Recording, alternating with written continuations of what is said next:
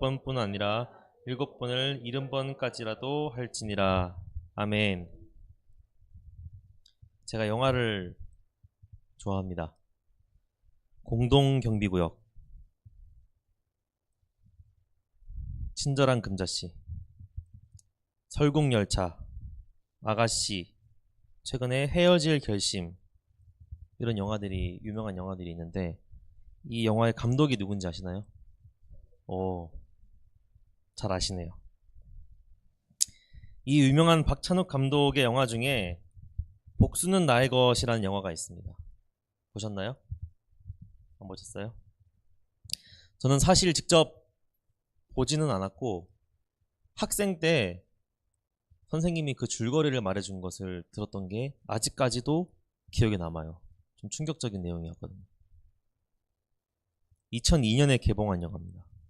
혹시 보실 분 안 계시죠? 주인공은 공장에서 일하는 노동자입니다. 그리고 누나와 함께 허름한 집에서 살고 있어요. 이 주인공은 청각장애인입니다. 청각장애인. 누나는 신부전증이 있어요. 그래서 신장을 이식을 받아야 살 수 있는 그런 어려운 상황이었습니다. 둘이 살고 있는데 굉장히 가난했죠. 그래서 이 주인공은 자신의 신장을 주고 싶었겠죠. 그죠? 누나를 사랑하니까. 하지만 영화에 따르면 혈액형이 달라서 이식이 안 된다고 병원에서 말을 합니다. 그리고 병원에서도 맞는 기증자를, 신장 기증자를 못 찾고 있는 상황이었어요. 그래서 주인공은 어쩔 수 없이 이제 급박한 상황이 다가왔습니다. 당장이라도 수술을 하지 않으면 언제 죽을지도 모르는 상황이 와서 어쩔 수 없이 장기 매매단을 찾아갑니다. 그래서 교환을 하게 돼요. 자신의 신장을 주고, 여기 있죠, 신장. 신장을 주고 자기가 지금껏 모아왔던 1000만원을 주고 누나에게 맞는 신장을 달라고 합니다. 하지만 불행하게도 그 장기 매매단은 사기꾼들이었어요. 주인공은 전 재산 1000만원과 신장을 잃은 채 쫓겨납니다. 그리고 그때 하필 병원에서 전화가 와요. 신장 기증자가 나타났다. 수술비 1000만원만 가지고 오면 바로 수술할 수 있습니다. 하지만 그 기회를 놓치고 말게 되죠. 주인공이 여자친구가 있었습니다. 그 여자친구는 주인공한테 이런 제안을 해요. 이 주인공이 그 공장에서 쫓겨났거든요. 그래서 자신을 회고한 그 회사의 사장의 딸을 유괴하자. 유괴해서 수술비를 구하자. 이렇게 여자친구가 제안을 합니다. 그 둘은 유괴를 하고 돈만 받고 딸을 돌려보내줄 생각이었어요. 그러다가 이제 회사 사장은 아니고 회사 사장의 동료의 딸을 유괴해서 이제 돈을 요구하게 됩니다. 그런데 이 사실을 주인공의 누나가 알게 되었어요. 이 주인공의 누나는 착한 동생이 자신 때문에 어려운 나쁜 짓들을 저지르는 것을 알고는 유서를 남기고 자살을 하게 됩니다. 누나의 죽음을 알게 된 주인공은 슬픔에 빠지며 누나의 시체를 묻기 위해서 강가로 가죠. 그리고 누나를 묻는 과정에서 어떠한 사고가 발생해 납치했던 그 딸이 강에 빠져 익사하게 됩니다. 비참하죠, 영화가. 그 딸 아버지가 이 사실을 알게 됐어요. 자기의 딸이 유괴를 당해서 익사했다는 것을 알게 되었습니다. 그래서 그 딸의 아버지는 주인공에게 복수를 하기로 결심합니다. 자신의 모든 재산을 정리해서 복수를 하러 나섭니다. 결국 그 아버지는 주인공의 여자친구를 찾아내요. 그래서 고문을 하기 시작합니다. 주인공의 위치를 알기 위해서. 주인공은 그 사이에 자신에게 사기를 친 장기 매매단에 복수를 하러 나섭니다. 결국 주인공의 여자친구는 고문을 받다가 죽게 됩니다.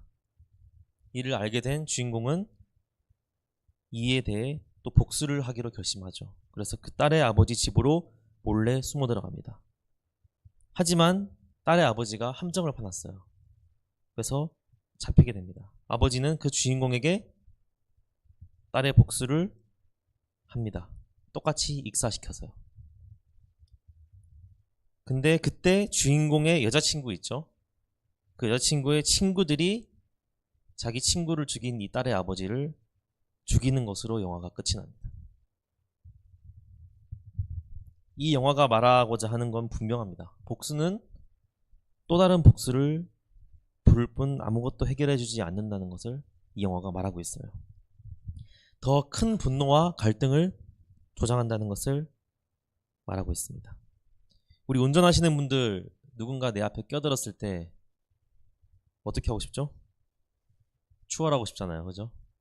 추월해서 내가 그 앞에 다시 끼어들고 싶잖아요. 아닌가요?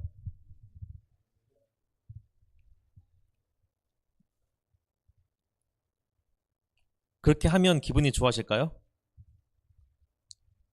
좋아지더라고요. 그죠? 하지만 일시적일 겁니다. 결국에는 나 자신의 감정을 갉아먹게 됩니다. 성격이 급해지고 화를 참기 어려워지게 되며 결국 여유를 잃어버리게 됩니다. 복수에 대한 영화에는 항상 이런 대사가 나와요. 복수를 하고 나니 마음이 어떠냐? 그럼 뭐라고 대답하죠? 복수를 해도 과거에 일어났던 일은 변하지 않더라 라고 답을 합니다.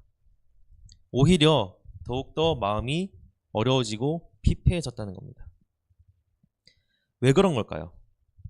오늘 본문 말씀에서 그 힌트를 찾아볼 수 있습니다. 오늘 본문은 용서에 대한 내용입니다. 다들 아시다시피 한 종이 주인에게 10,000달란트를 빚을 져서 끌려왔습니다. 달란트가 얼마나 큰 단위이신지는 알죠? 1만 달란트를 빚을 졌는데 이것을 환산해 보면 6천만 명의 하루 일당에 해당한다고 합니다. 6천만 명. 또는 한 사람이 20만 년 동안 일을 해야 받을 수 있는 임금이라고 해요. 한 푼도 안 쓰고.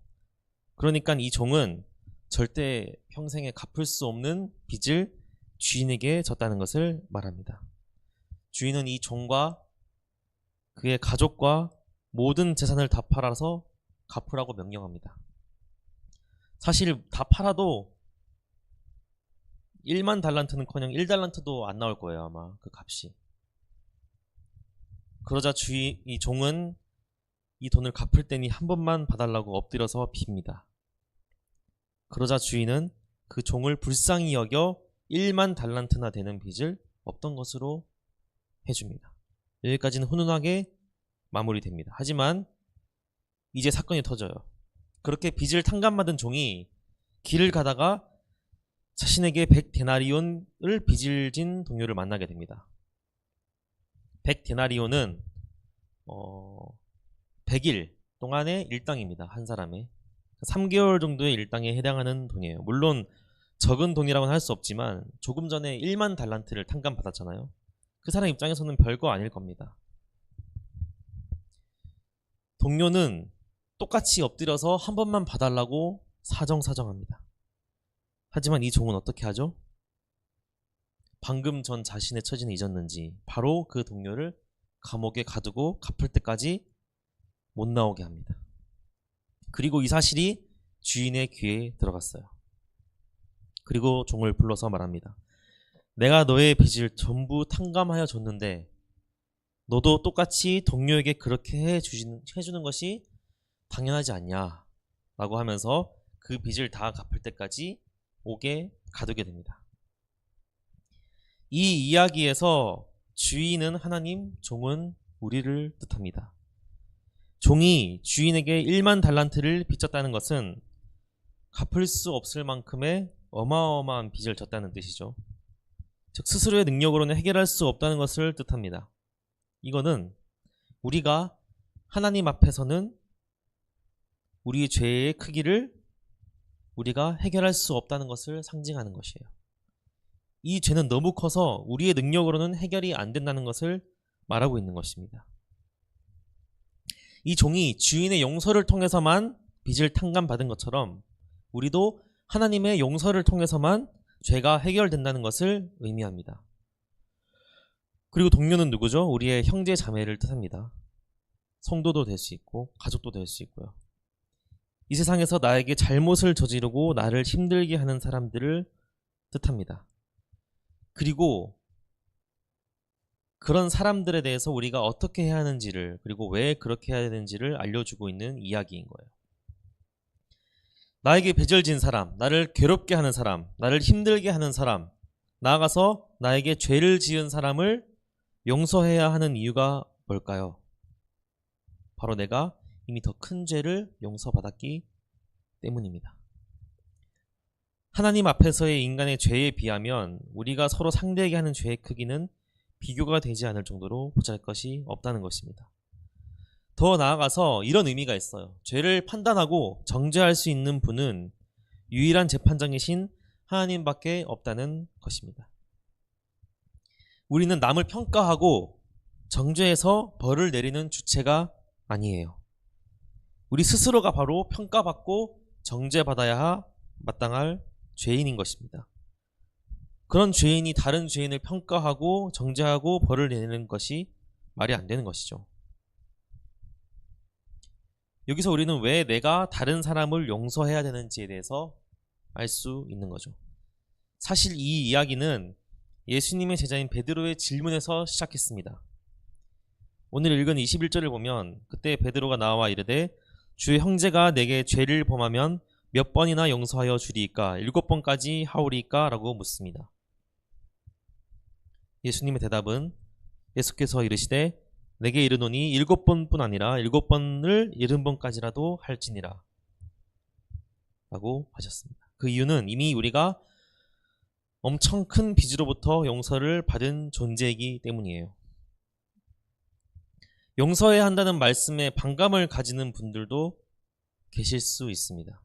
하나님이 이미 나를 용서하신 것도 알겠고 내가 더 큰 죄인이었다는 것도 알겠지만 막상 나에게 잘못을 저지른 사람을 용서하고 그냥 넘어간다는 것이 얼마나 어려운 일입니까? 하지만 잘 생각해보면요.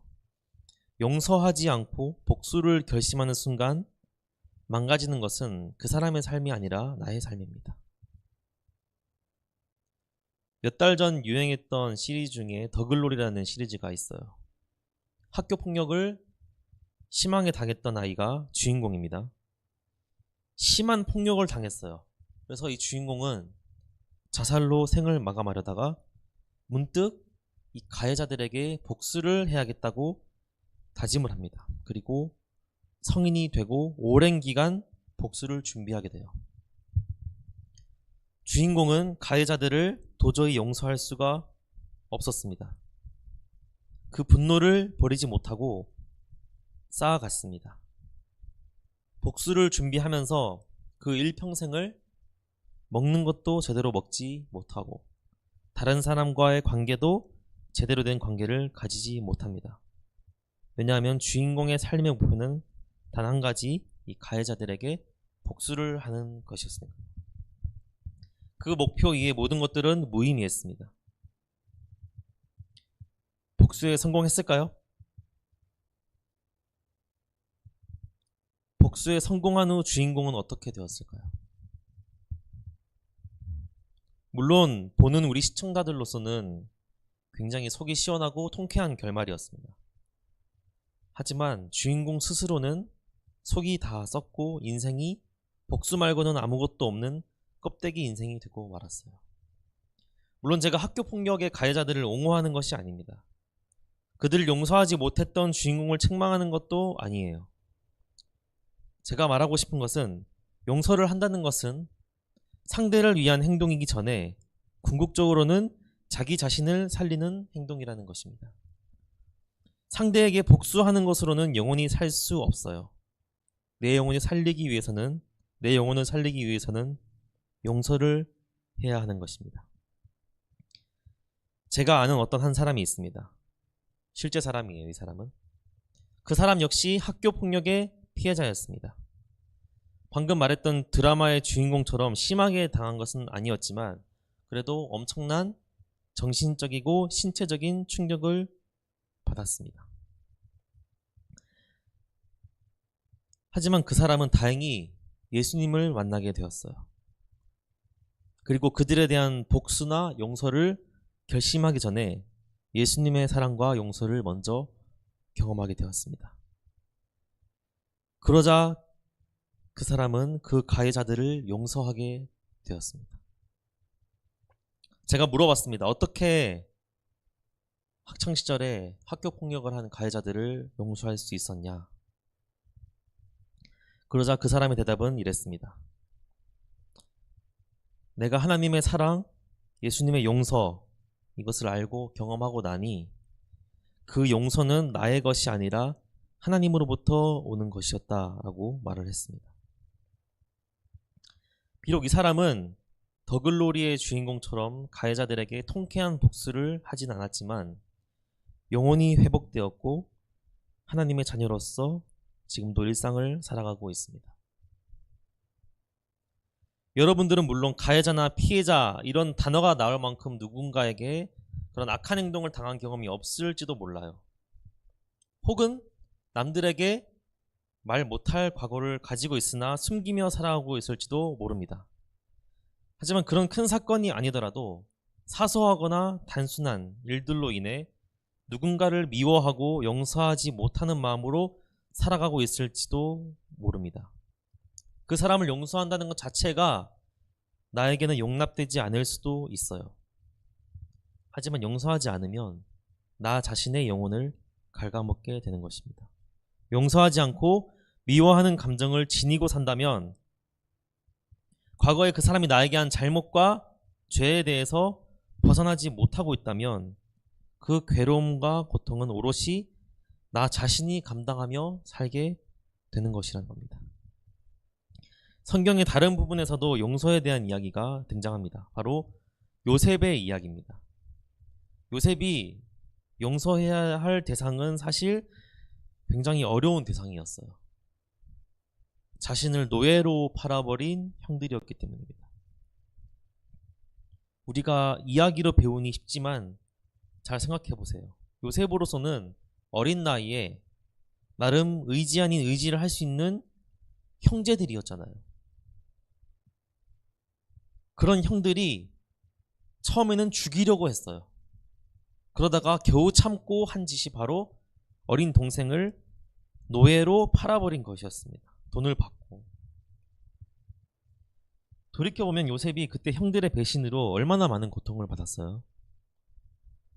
아버지 야곱 밑에서 왕자처럼 지내던 요셉이 남의 집 종으로 집안일을 하고 모함을 받고 감옥에 가고 다른 사람의 시중이나 들었으니 말이죠.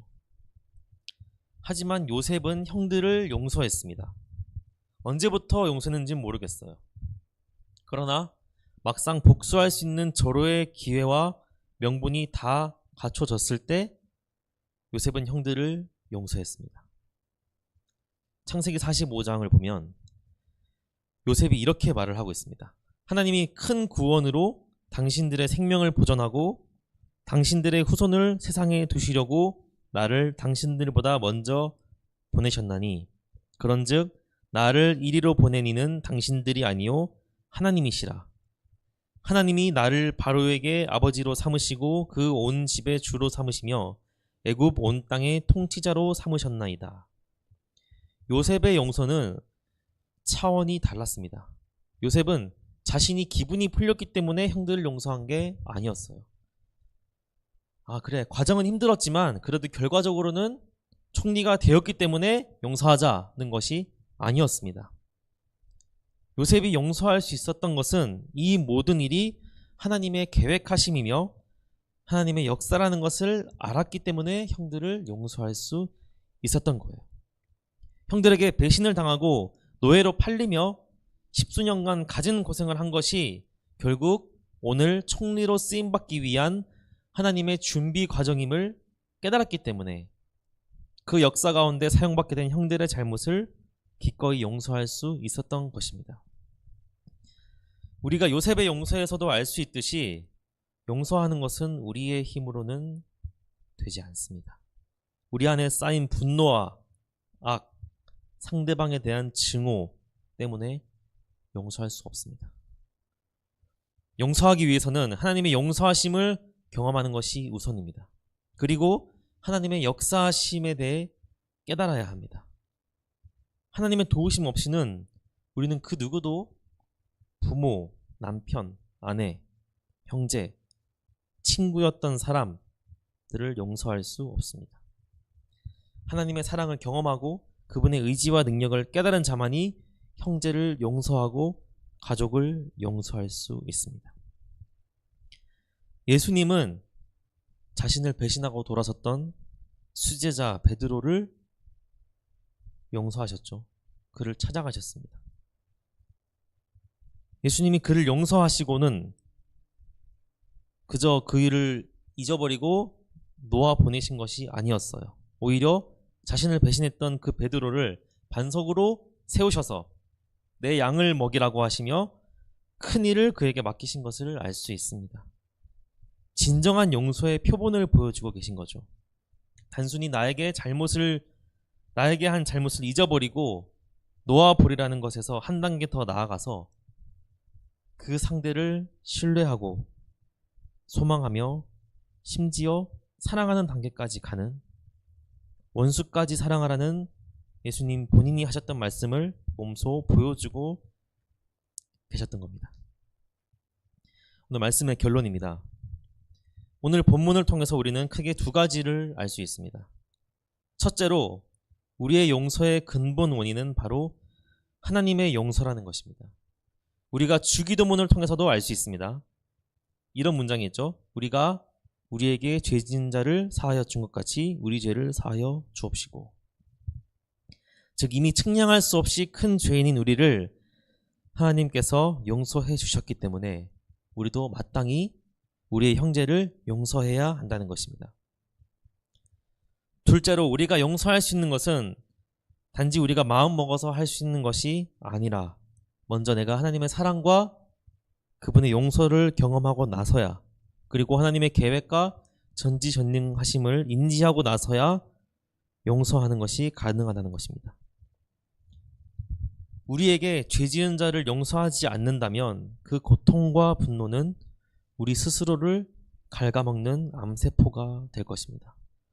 단지 상대를 위해서뿐만 아니라 나 자신을 위해서라도 그 사람을 용서하십시오. 그게 바로 내가 사는 길입니다.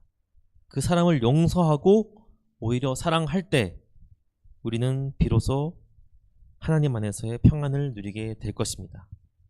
우리 성도님들 모두 하나님의 사랑을 힘입어 하나님의 용서하심을 기억하며 용서하는 삶을 살게 되시기를 간절히 바랍니다. 기도하겠습니다. 하나님 감사합니다. 오늘은 주인과 종, 빚을 탕감해 주었던 주인의 이야기를 통하여서 하나님의 용서와 우리가 형제를 용서해야 된다는 것에 대해서 살펴보았습니다.